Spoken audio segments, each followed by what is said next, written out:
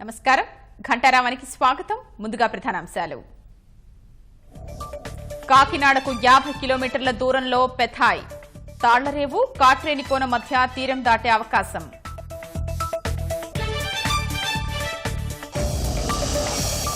RTGS సీఈఓకు ముఖ్యమంత్రి phone, తుపాను గమనం సహాయ చర్యలపై ఆరా.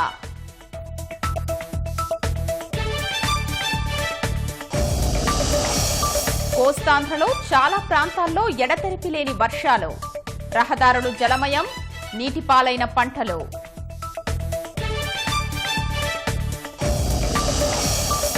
రాజస్థాన్ సీఎంగా అశోక్ గెహ్లోట్ ప్రమాణ స్వీకారం. హాజరైన రాహుల్, మన్మోహన్, చంద్రబాబు.